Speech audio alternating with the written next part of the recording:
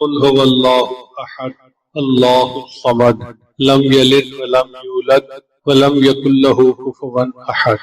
صدق اللہ العظیم۔ گزشتہ دنوں میں ہم نے یہ پڑھا کہ سورۃ الفیل جو ہے اس میں نبی علیہ الصلوۃ والسلام کی ولادت مبارکہ کے سال کا تذکرہ ہے۔ نبی علیہ الصلوۃ والسلام سید المرسلین رحمت للعالمین عام الفیل کے ساتھ میں دنیا میں تشریف لائے، یہ نعمت ملی، سعادت ملی۔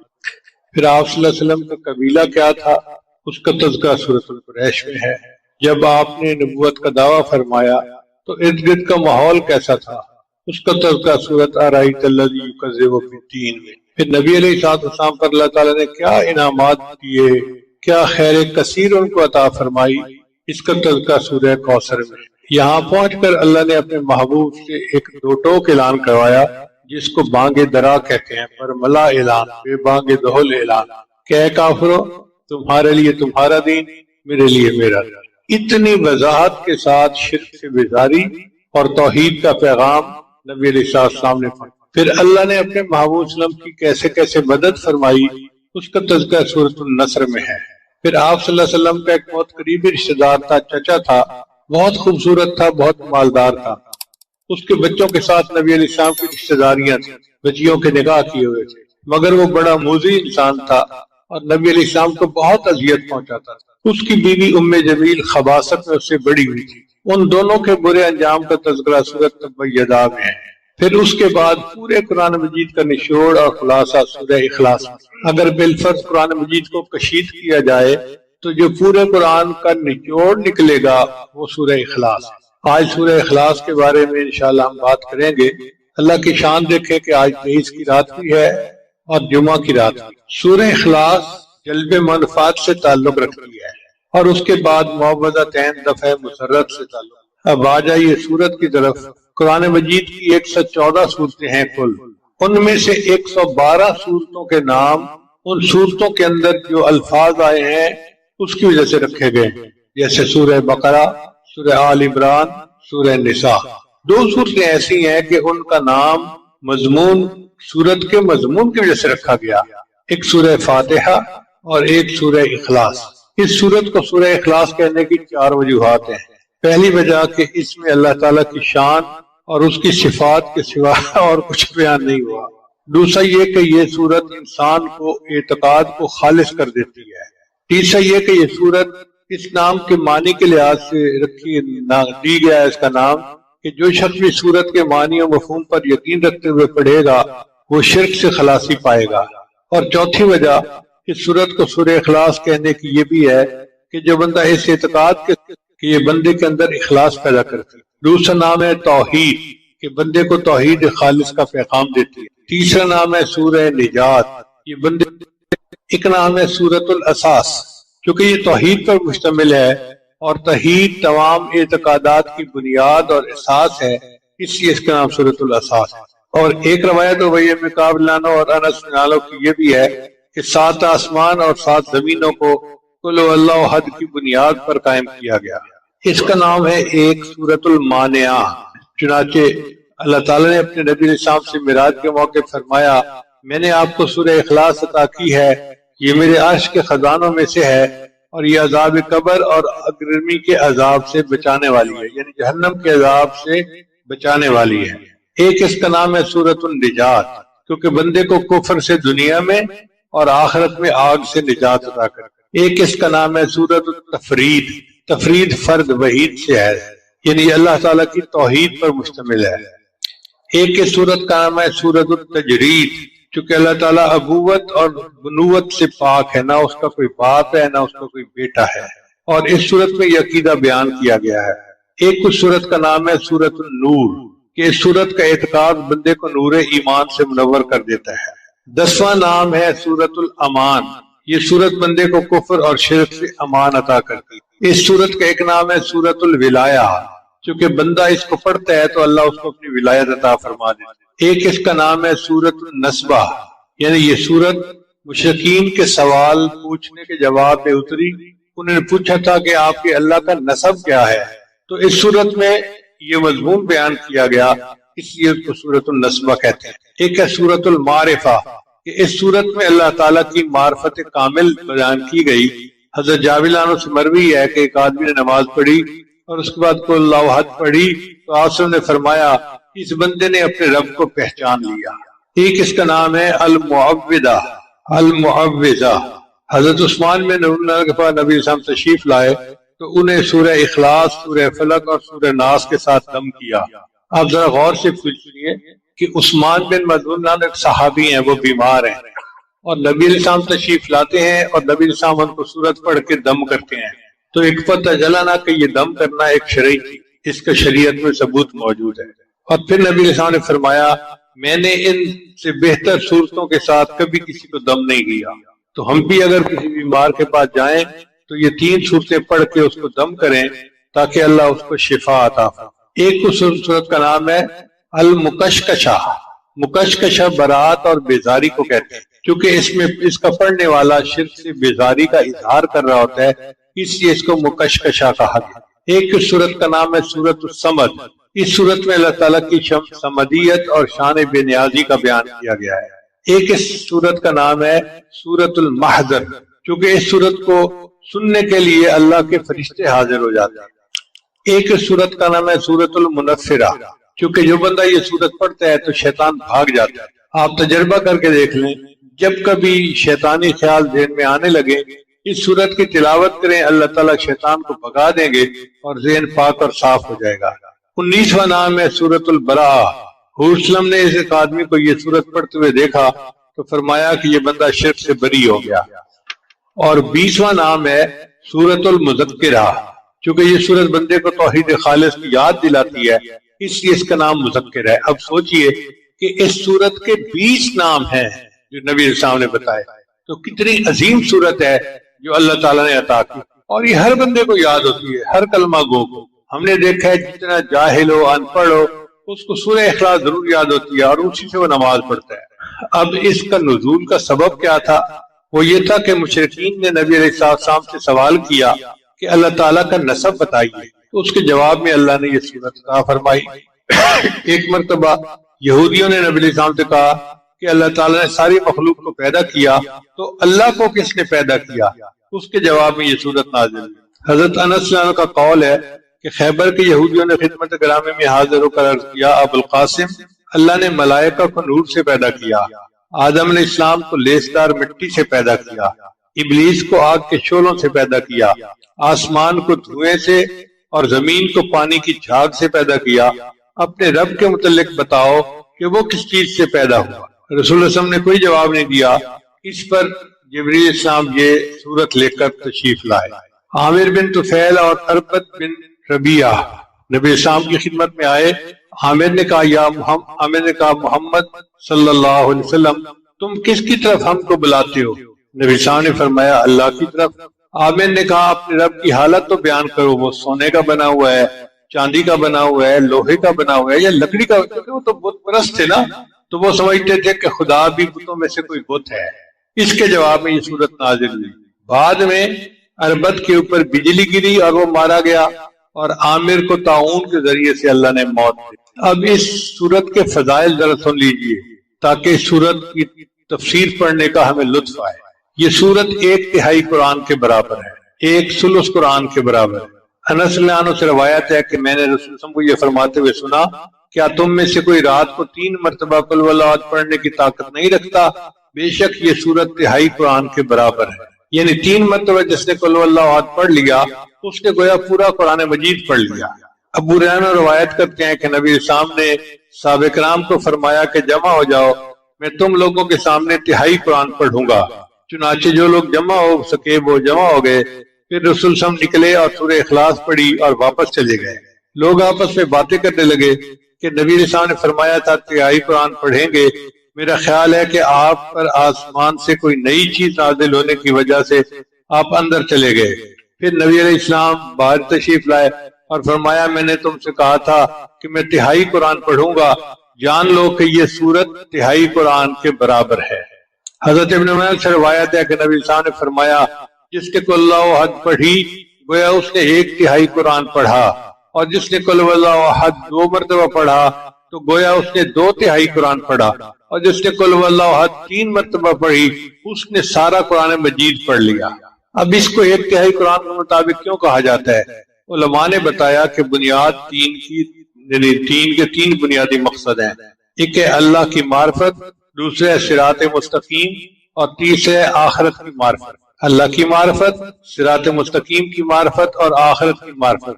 یہ سورت چونکہ اللہ کی معرفت کے مضمون پر مشتمل ہے اس لیے اس کو ثلث قرآن کہا جاتا ہے۔ پھر دوسری فضیلت یہ ہے کہ یہ سورت ہر شر اور پریشانی، عبداللہ ابن خبیب رضی اللہ عنہ فرماتے ہیں، یہ بات بتائی تو آپ صلی اللہ علیہ وسلم نے فرمایا، اس سے پوچھا کہ بھئی اس کا سبب کیا ہے کہ تم ہر رکعت میں سورت اخلاص پڑھتے ہو؟ اس نے کہا کہ یہ رحمان کی صفت ہے اور میں پسند کرتا ہوں کہ میں اس کو پڑھوں۔ آپ صلی اللہ علیہ وسلم نے فرمایا، اس شخص کو بتا دو کہ اللہ بھی اس سے محبت کرتے ہیں، یعنی جو بندہ سورہ اخلاص سے محبت کرتا ہے اس کے بدلے اللہ اس بندے سے محبت فرماتا ہے۔ یہ سورت جنت میں داخلے کا باعث ہے۔ مسجد قباء میں ایک امام صاحب تھے، وہ ہر رکعت میں کوئی سورت پڑھتے تھے اور پھر سورہ اخلاص پڑھتے تھے۔ لوگوں نے کہا کہ بھئی تم کوئی اور سورت پڑھ لیتے ہو تو سورہ اخلاص پڑھنے کی کیا ضرورت ہے؟ انہوں نے کہا بھئی میں تو پڑھوں گا۔ جب لوگوں نے زیادہ ڈیمانڈ کی کہ ایک سورت پڑھے تو انہوں نے کہا اچھا کسی اور کو امام بنا لو۔ اب ان سے بہتر نیک تقوی والا اور کوئی بندہ تھا نہیں اور لوگ چاہتے تھے کہ وہی امامت کروائیں۔ چنانچہ نبی علیہ السلام کی خدمت میں حاضر ہوئے، اے اللہ کے حبیب صلی اللہ علیہ وسلم ہمارا امام صاحب کے ساتھ یہ امام ہے۔ تو نبی علیہ السلام نے اس کو بلا کر پوچھا کہ بتاؤ بھائی تم ایسا کیوں کرتے ہو؟ اس نے کہا اے اللہ کے حبیب صلی اللہ علیہ وسلم مجھے اس سورت کے مضمون سے بہت محبت ہے اور میں چاہتا ہوں ہر رکعت میں یہ سورت پڑھا کروں۔ نبی صاحب نے فرمایا کہ میں اس سورت سے کہ آپ کو بتاتا ہوں کہ تمہیں اس سورت سے محبت یقیناً تمہیں جنت میں داخل کر دے گی۔ اس سورت سے محبت یقیناً تمہیں جنت میں داخل کر دے گی۔ حضرت محمد علیہ السلام سے روایت ہے کہ نبی اسلام ایک شخص کے قریب سے گزرے جو قل هو اللہ احد کی تلاوت کر رہا تھا۔ آپ صلی اللہ علیہ وسلم نے فرمایا اس نے جنت واجب کر لی یا اس کے لیے جنت واجب ہو گئی۔ 5ویں فضیلت سنیے۔ حضرت انس رضی اللہ عنہ روایت کرتے ہیں کہ ہم رسول اللہ کے ساتھ تبوک میں تھے، یعنی غزوہ تبوک کے لیے نکلے ہوئے تھے، تو ایک دن ایسے لگا جیسے سورج بڑی روشنی اور نور کے ساتھ نازل ہوا ہے، اس سے پہلے ایسی روشنی نہیں دیکھی گئی۔ نبی اسلام بھی اس کو دیکھ کر تعجب فرمانے لگے۔ اچانک جبریل اسلام تشریف لے آئے تو نبی اسلام نے پوچھا جبریل آج سورج کو کیا ہوا؟ یہ ایسے نور روشنی اور شعاؤں کے ساتھ طلوع ہوا کہ میں نے گزشتہ دنوں اسے اس طرح طلوع ہوتے نہیں دیکھا۔ تو جبریل اسلام نے فرمایا کہ اللہ کے حبیب وسلم آپ کے صحابی معاویہ بن معاویہ اللیثی کا آج مدینہ میں انتقال ہوا، اللہ تعالیٰ نے ان کی طرف 70,000 فرشتوں کو بھیجا ہے جو ان کی نماز جنازہ میں شریک ہوں گے۔ آپ نے پوچھا کہ ایسا کس سبب سے ہوا؟ انہوں نے کہا اللہ کے حبیب صلی اللہ علیہ وسلم وہ قل هو اللہ احد کثرت سے پڑھتے تھے، کھڑے ہوئے، بیٹھے ہوئے، چلتے ہوئے، دن میں اور رات کے اوقات میں پڑھتے تھے۔ اس عمل کی وجہ سے 70,000 فرشتے ان کے جنازے میں شرکت کے لیے نازل۔ پھر جو بندہ سورہ اخلاص کے ساتھ محبت کرے گا وہ جنت کے جس دروازے سے چاہے گا داخل ہوگا۔ جابر بن عبداللہ سے روایت ہے کہ نبی اسلام نے فرمایا 3 چیزیں ایسی ہیں جو شخص مومن ہونے کی حالت میں انہیں لائے گا تو جنت کے جس دروازے سے چاہے گا داخل ہوگا اور حورین میں سے جتنی سے چاہے گا اسے بطور بیوی کے مل جائے گی۔ پہلی بات، جس نے مخفی طریقے سے کسی کا قرض ادا کر دیا، کوئی مقروض تھا اور اس نے چپکے سے اس کا قرض اس کے سر سے بوجھ اتار دیا، قرض ادا کر دیا۔ دوسرا، جس نے قاتل کو معاف کر دیا، اور تیسرا جس نے ہر فرض نماز کے بعد 10 مرتبہ سورہ اخلاص پڑھی۔ ابو بکر نے عرض کیا کہ اگر 1 مرتبہ پڑھے، آپ نے فرمایا اگر 1 مرتبہ بھی پڑھے گا تو اس کو بھی یہ اجر ملے گا۔ اب ہر نماز کے بعد 1 مرتبہ سورہ اخلاص پڑھنا کون سا مشکل کام ہے؟ جابر بن عبداللہ سے روایت ہے کہ نبی صلی اللہ علیہ وسلم نے فرمایا جس شخص نے قل هو احد ہر دن 50 مرتبہ پڑھا تو قیامت کے دن اس کو قبر سے اس طرح اٹھایا جائے گا کہ اللہ فرمائیں گے اے اللہ کی تعریف کرنے والے اٹھ جا اور جنت میں داخل ہو جا، یعنی پروٹوکول کے ساتھ اس کو بلایا جائے گا، اے اللہ کی تعریف کرنے والے اٹھ جا اور جنت میں داخل ہو جا۔ پھر فقر اور تنگ دستی کو یہ صورت دور کر دیتی ہے۔ حضرت جریر بن عبداللہ عنہ سے روایت ہے کہ نبی صاحب نے فرمایا جس نے قل هو اللہ احد پڑھی تو اس کے گھر والوں اور پڑوسیوں سے فقر و افلاس کو اللہ تعالیٰ دور کر دیتے ہیں۔ آج جس بندے کو دیکھو وہ غربت کا اور افلاس کا رونا رو رہا ہے، اور قرآن عظیم الشان میں اللہ نے دیکھو کیا کیا ہمیں نعمت موتی عطا کر دیے کہ جو شخص روزانہ سورہ اخلاص پڑھے گا اللہ اس سے، اس کے گھر والوں سے اور اس کے پڑوسیوں سے بھی اللہ تعالیٰ فقر اور تنگ دستی کو دور کر دے گا۔ نبی صاحب نے فرمایا کہ جس نے 10 مرتبہ سورہ اخلاص پڑھی اس کے بدلے اس کے لیے جنت میں ایک محل بنا دیا جائے۔ جو بندہ چاہتا ہے کہ جنت میں میرا محل ہو تو 10 مرتبہ سورہ اخلاص پڑھ لے۔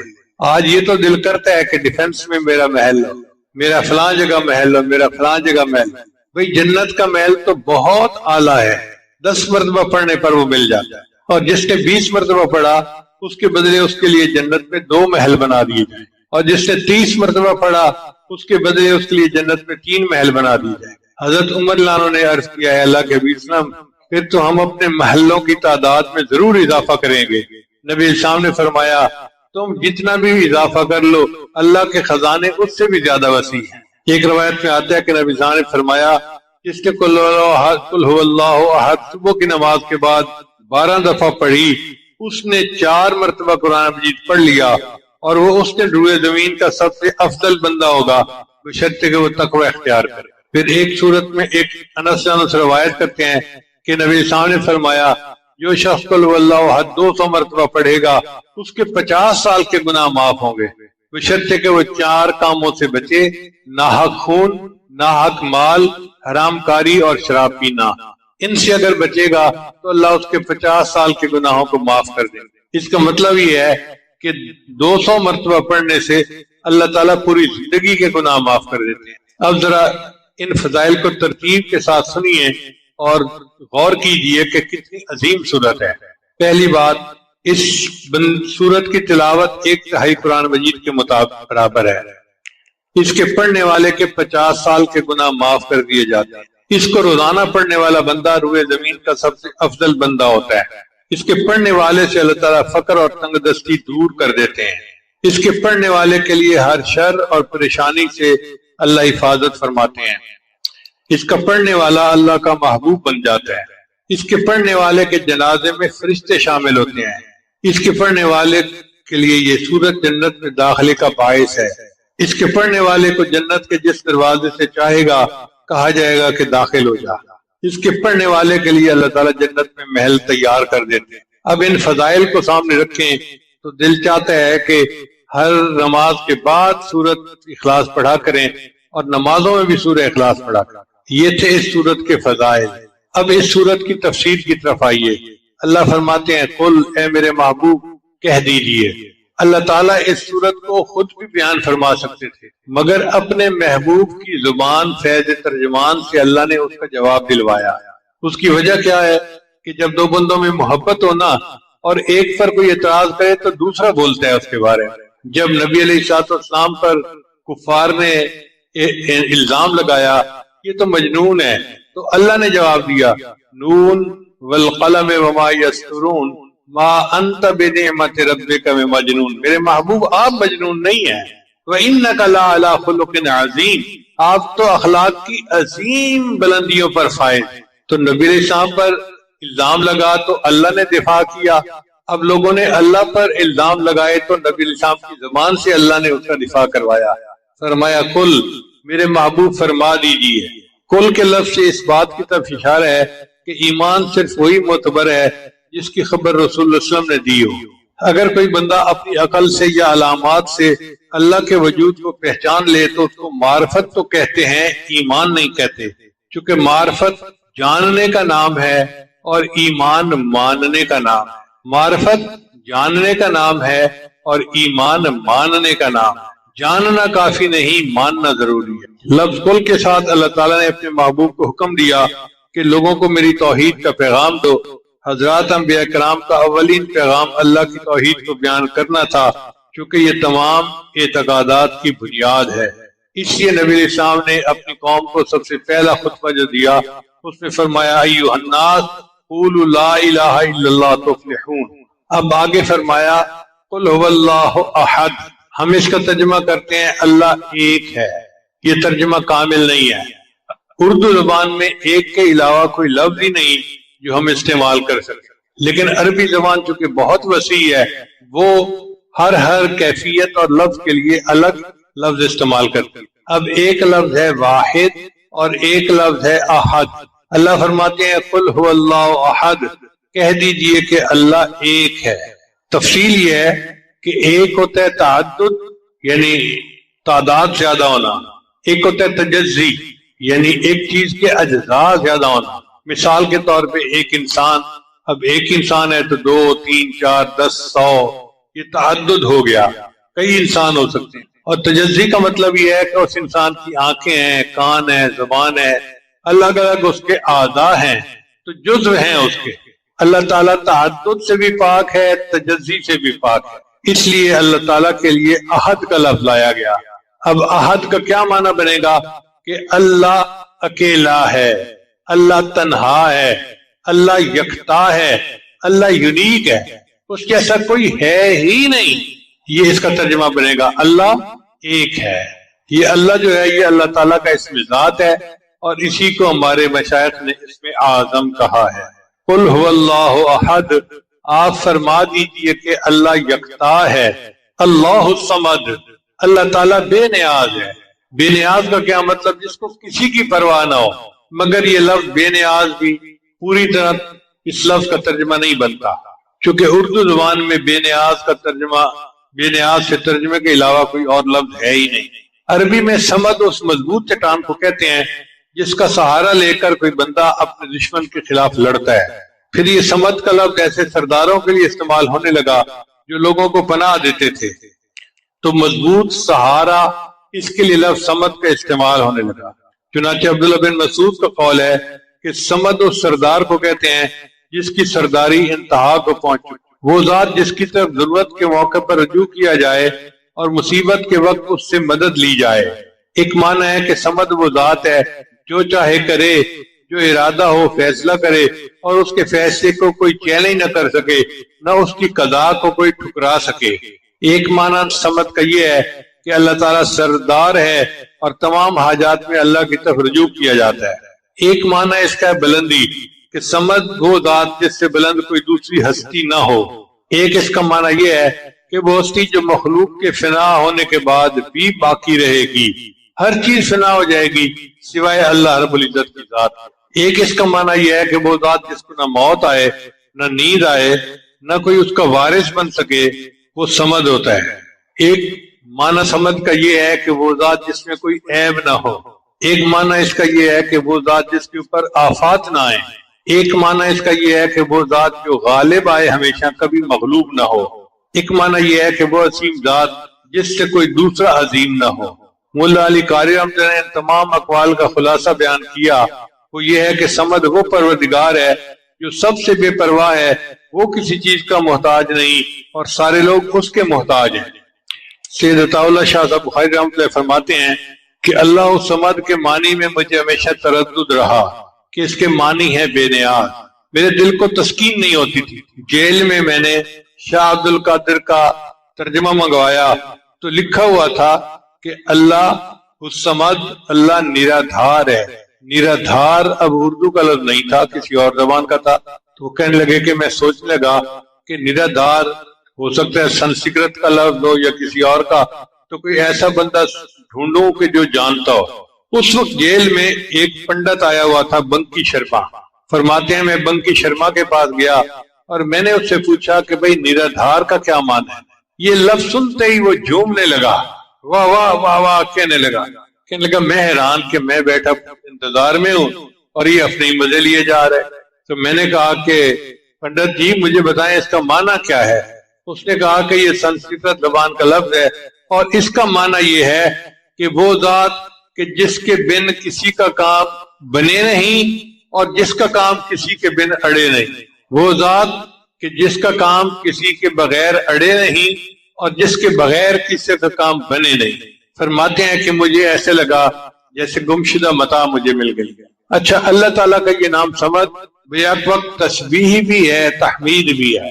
تسبیح اس طرح کہ اللہ کی اس میں شان بیان کی گئی، اللہ تعالیٰ کے صفت بیان کی گئی کہ وہ اس میں کوئی عیب نہیں، تسبیح کا یہ مطلب ہے۔ اللہ تعالیٰ ہر عیب سے پاک ہے، اور تحمید میں اللہ کی حمد بیان کی گئی کہ وہ سب کی مدد کرتا ہے، سب کی حاجات کو پورا کرتا ہے۔ ہمارے مشائخ نے اپنی کتابوں میں دو لفظ استعمال کیے ہیں، باہما اور بے ہما، یعنی اللہ مخلوق کے ساتھ بھی ہے اور مخلوق سے الگ بھی ہے۔ باہما کیا مطلب کہ سب کی ضروریات وہ پوری کرتا ہے، اور بے ہما کا مطلب اس کو کوئی حاجت نہیں کہ کوئی اس کی ضرورت کو پورا کرے۔ پھر آگے فرمایا لم یلد ولم یولد، اللہ تعالیٰ نے نہ کسی کو جنا اور نہ اللہ کو کسی نے جنا۔ یہ ان مشرکین کے جواب میں تھا جنہوں نے اللہ کا نسب نامہ پوچھا۔ چنانچہ اگر ہم کہیں کہ اللہ تعالیٰ کی اولاد ہے تو یہ عہد کے منافی ہوا، اگر کہیں کہ اللہ تعالیٰ کا بیٹا ہے تو یہ صمد کے منافی ہے، کیونکہ بیٹا اپنے وجود میں باپ کا محتاج ہوتا ہے۔ ولم یکن لہ کفوا احد، اور نہیں ہے اس کا کوئی ہمسر۔ کفر کی تفسیر میں مفسرین نے کہا کہ اس کا مثل کوئی نہیں، اس کا برابر کوئی نہیں، یعنی اللہ تعالیٰ جیسا یا اللہ تعالیٰ کے برابر یا اللہ کا مثل کوئی نہیں۔ اللہ فرماتے ہیں لیسا کمثلہ شیء، کوئی اس کے مثل نہیں ہے۔ اور بعضوں نے کہا کہ کفر سے مراد بیوی ہے، کہ اللہ تعالیٰ کی کوئی بیوی نہیں ہے۔ اس صورت میں 4 آیات ہیں، اور ہر آیت نے اللہ کے کمالات کو ثابت کیا ہے۔ پہلی آیت نے وحدانیت کو ثابت کیا اور تعدد کی نفی کر دی، قل هو اللہ احد۔ دوسری آیت نے کمال کو ثابت کیا اور عجز کی نفی کر دی، اللہ الصمد۔ تیسری آیت نے دوام اور بقا کو ثابت کیا اور فنا کی نفی کر دی، لم یلد ولم یولد۔ چوتھی آیت نے عظمت و کبریائی کو ثابت کیا اور مثل کی نفی کر دی، ولم یکن لہ کفوا احد۔ چنانچہ اس صورت نے تمام شرک و کفر کی جڑوں کو کاٹ کے رکھ دیا۔ اس صورت نے تمام شرک اور کفر کی جڑوں کو کاٹ کے رکھ دیا۔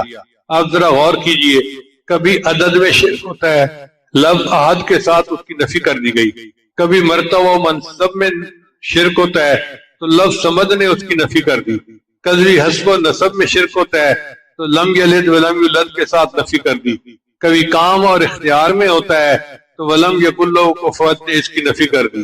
اب ذرا غور کیجئے، اس دنیا میں 6 طرح کے عقائد رکھنے والے لوگ پائے جاتے ہیں۔ پہلے ہوتے ہیں دہریہ، وہ کہتے ہیں جی اللہ تعالیٰ کی ذات کا انکار کرتے ہیں، عقیدہ یہ ہے کہ کائنات خود بخود وجود میں آ چکی، قل هو اللہ احد کے ساتھ اللہ کے وجود کو ثابت کیا اور ان کی تردید ہوگی۔ اس لیے اللہ تعالیٰ کو واجب الوجود کہتے ہیں کہ اللہ تعالیٰ ہی اصل وجود رکھتے ہیں، باقی ہر چیز کو وجود اللہ کی وجہ سے ہے۔ فارسی زبان کا لفظ ہے خدا، خدا کا معنی خود آ، یعنی جو خود بنا، اس کو کسی نے بنایا نہیں ہے۔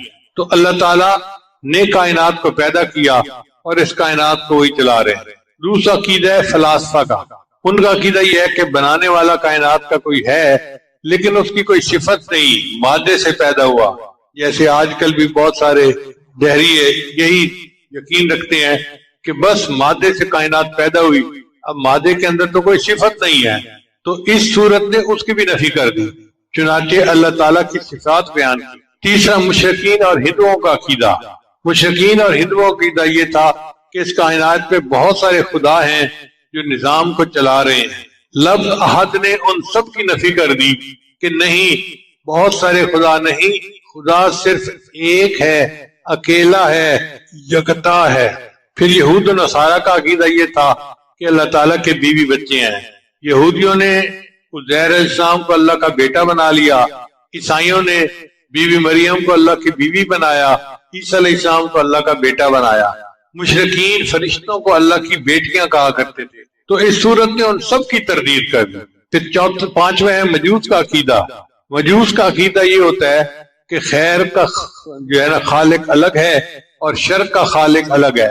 وہ کہتے ہیں کہ ایک خدا ہے یزدان، وہ خیر کا خدا ہے، اور ایک خدا ہے اہرمن، وہ شر کا خدا ہے، اور ان دونوں کے درمیان کھینچتانی ہر وقت ہوتی رہتی ہے، کبھی خیر غالب آتی ہے، کبھی شر غالب آ جاتا ہے۔ اس صورت نے ان کے بھی عقیدے کا رد کر دیا اور فرمایا کہ نہیں، ولم یکن لہ کفوا احد، اللہ ایک ہے، اس جیسا کوئی دوسرا ہے ہی نہیں۔ تو اس سے پتہ چلتا ہے کہ اس صورت نے دنیا کے تمام بدعقیدہ لوگوں کے اعتقادات کی نفی کر اس کی جامعیت کا اندازہ لگایا۔ اب میں اس صورت کے مضمون کو سمجھنے کے لیے ذرا اپنے الفاظ میں بیان کرتا ہوں۔ الفاظ ہیں مشائخ صوفیاء کے، مگر اپنا مطلب سمجھنے کے لیے میں ان کو استعمال کروں گا۔ وہ کیسے کہ پہلی آیت ہے قل هو اللہ احد، آپ کو یہ سمری یاد ہو جائے گی جلدی۔ قل هو اللہ احد یہ ہے توحید وجودی، اللہ تعالیٰ واجب الوجود ہے اور اللہ کے علاوہ کوئی اور خدا نہیں۔ اس کو کیا کہتے ہیں؟ توحید وجودی۔ مشائخ صوفیاء کی تشریح نہیں، یہ میں الفاظ ان کے استعمال کر رہا ہوں اپنے مضمون کو آسان بنانے کے لیے، سمجھانے کے لیے۔ تو قل هو اللہ احد میں توحید وجودی کا تذکرہ، پھر اللہ الصمد، اللہ بے نیاز ہے، اس کو کہتے ہیں توحید شہودی، مشاہدے سے ہے۔ اب آپ بتائیے کیا آپ کا مشاہدہ ہے کہ اللہ سب کی حاجات کو پورا کرتا ہے؟ کوئی بندہ ایسا ہے جو کہے کہ میری حاجات اللہ پوری نہیں کرتا؟ اللہ کو ہماری ضرورت ہے اور ہمیں اللہ کی ضرورت ہے نا، تو اس نے گویا مشاہدے میں یہ بات لے آئی کہ اللہ ایک ہی ہے۔ تو قل هو اللہ احد یہ توحید وجودی ہے، اللہ الصمد یہ توحید شہودی ہے۔ پھر لم یلد ولم یولد، اس کو کہتے ہیں توحید ذاتی، نہ اللہ نے کسی کو جنا نہ کسی نے اللہ کو جنا، یہ مضمون کیا کہلاتا ہے؟ توحید ذاتی۔ ولم یکن لہ کفوا احد یہ ہے توحید صفاتی۔ اب چار نام یاد کر لیں، آپ کو پوری صورت کا خلاصہ فوراً ذہن میں آ جائے گا۔ توحید وجودی، توحید شہودی، توحید ذاتی، توحید صفاتی، چار صورتوں نے پوری تعلیمات کو اپنے اندر بند کر لیا۔ سورہ اخلاص سے ہمیں یہ سبق حاصل ہوتا ہے کہ ہم اللہ تعالیٰ کو ایک مانیں، اللہ کے ساتھ کسی کو شریک نہ ٹھہرائیں۔ ہمارے معاشرے میں بہت جلدی لوگ جو ہے نا وہ دوسروں کی طرف دھیان کر لیتے ہیں، ضعیف الاعتقاد ہے نا، چنانچہ اپنی حاجات اللہ کے علاوہ اولیاء سے مانگتے ہیں، قبروں سے مانگتے ہیں، پتہ نہیں کیا کیا کرتے ہیں۔ میرا اپنا مشاہدہ ہے کہ ایک مرتبہ ایک بندہ ملتزم سے لپٹ کے دعائیں مانگ رہا تھا تو میں بھی انتظار میں تھا کہ مجھے ملتزم پہ جگہ ملے۔ اب جب وہ ملتزم سے وہ ہٹا تو اس نے وہی کھڑے کھڑے فون کیا اور اپنی بیوی کو کہنے لگا کہ دیکھو دعائیں تو میں بھی کر رہا ہوں، لیکن تم اتنا کچھ لے کے داتا دربار چلی جاؤ، وہاں دعا کرو اللہ میرا اقامے کا کام کروا دے۔ بیت اللہ کے پاس کھڑا ہے اور وہاں سے بیوی کو کہہ رہا ہے کہ داتا دربار جا کے یہ چیز دو اور یہ دعا مانگو کہ اللہ ہمارا کام کر دے۔ تو ضعیف الاعتقادی کا یہ حال ہے۔ واللہ یقبض و یبسط و الیہ ترجعون، اللہ تعالیٰ ہی تنگی پیدا کرتا ہے، وہی وسعت پیدا کرتا ہے۔ کہہ دیتے ہیں کہ کسی نے کاروبار باندھا ہوا ہے، بہت سارے لوگ میرے پاس آتے ہیں کسی نے ہماری بیٹی کا رشتہ باندھ دیا ہے، بھائی کوئی نہیں باندھ سکتا، اللہ کی منشا ہے جو ہوگا، اللہ کے علاوہ کوئی باندھنے والا اور کھولنے والا نہیں ہے۔ اس لیے ہمیں چاہیے کہ ہم ایک اللہ کے در پر جھکیں۔ آپ ذرا غور کیجئے گا، علمی نکتہ ہے کہ اللہ تعالیٰ نے بعض جانوروں کو ہاتھ نہیں دیے، گائے، بھینس، بکری، گھوڑا، اونٹ کسی کے ہاتھ نہیں ہے، وہ کھانے کے لیے اپنا سر نیچے جھکاتے ہیں اور پھر چارہ کھاتے ہیں۔ انسان کو اللہ نے ایسے نہیں بنایا، اللہ نے ہاتھ دیے ہیں۔ میرے بندے تیرا سر میرے سامنے جھکنے کے لیے ہے، میں نہیں چاہتا کہ یہ کھانے کے لیے نیچے جھکے، کھانا تیرے منہ تک میں پہنچا دوں۔ شاعر کے بہت پیارے شعر ہیں، تیرے در سے بھی نباہے در غیر کو بھی چاہے، تیرے در سے بھی نباہے در غیر کو بھی چاہے، میرے سر کو یہ اجازت کبھی تھی نہ ہے نہ ہوگی۔ تیرے در سے بھی نباہے در غیر کو بھی چاہے، میرے سر کو یہ اجازت کبھی تھی نہ ہے نہ ہوگی۔ تیرا نام تک بھلا دوں، تیری یاد تک مٹا دوں، مجھے اس طرح کی ضرورت کبھی تھی نہ ہے نہ ہوگی۔ میں یہ جانتے ہوئے بھی تیری انجمن میں آیا کہ تجھے میری ضرورت کبھی تھی نہ ہے نہ ہوگی۔ تو اگر نظر ملائے میرا دم نکل ہی جائے، تجھے دیکھنے کی ہمت کبھی تھی نہ ہے نہ ہوگی۔ جو گلا کیا ہے تجھ سے تو سمجھ کے تم کو اپنا، مجھے غیر سے شکایت کبھی تھی نہ ہے نہ ہوگی۔ تیرا حسن ہے یگانہ، تیرے ساتھ ہے زمانہ، میرے ساتھ میری قسمت کبھی تھی نہ ہے نہ ہوگی۔ یہ کرم ہے دوستوں کا جو کہہ رہے ہیں سب سے کہ نصیر یہ عنایت کبھی تھی نہ ہے نہ ہوگی۔ حقیقت یہ ہے کہ جس بندے کو ایک طرف جھکنا آ گیا اسے در در پہ نہیں جھکنا پڑتا، جسے ایک ذات کے سامنے رونا آ گیا اسے ہر ایک کے سامنے جا کے نہیں رونا پڑتا۔ علامہ اقبال نے کیا خوبصورت شعر کہا ہے، وہ ایک سجدہ جسے تو گراں سمجھتا ہے، 1000 سجدوں سے دیتا ہے آدمی کو نجات۔ ایک اللہ کے سامنے سجدہ کر لو، 1000 سجدوں سے نجات مل جائے گی۔ اس کے بالمقابل جو لوگ اللہ کو چھوڑ کر مخلوق سے امیدیں لگاتے ہیں ان کو ذلت اور رسوائی کے سوا کچھ بھی نہیں ملتا۔ اللہ فرماتے ہیں وَمَن يُشْرِكْ بِاللَّهِ فَكَأَنَّمَا خَرَّ مِنَ السَّمَاءِ فَتَخْطَفُهُ الطَّيْرُ أَوْ تَهْوِي بِهِ الرِّيحُ مِن مَّكَانٍ صَحِيحٍ۔ جو شخص اللہ کے ساتھ کسی کو شریک ٹھہرائے تو گویا وہ آسمان سے گر پڑا، پھر یا تو پرندے اسے اچک لے جائیں یا ہوا اسے کہیں دور دراز کی جگہ پر لا پھینکے۔ سر ایک ہے اور ایک ہی کے سامنے جھکانے کے لیے اللہ نے عطا کیا ہے۔ سر ایک ہے اور ایک ہی کے سامنے جھکانے کے لیے اللہ نے دیا ہے۔ سر جس پہ نہ جھک جائے اسے در نہیں کہتے، سر جس پہ نہ جھک جائے اسے در نہیں کہتے، در در پہ جو جھک جائے اسے سر نہیں کہتے۔ نبی علیہ السلام نے عبداللہ ابن عباس کو ایک نصیحت فرمائی جو توحید کے مضمون پہ مشتمل ہے۔ عن ابن عباس عنہ قال كنت خلف رسول اللہ صلی اللہ علیہ وسلم۔ ابن عباس کہتے ہیں کہ میں سواری پہ نبی صاحب کے پیچھے سوار تھا۔ فقال، نبی صاحب نے فرمایا یا غلام، اے لڑکے، انی اعلمک کلمات، میں تمہیں چند باتیں سکھاتا ہوں۔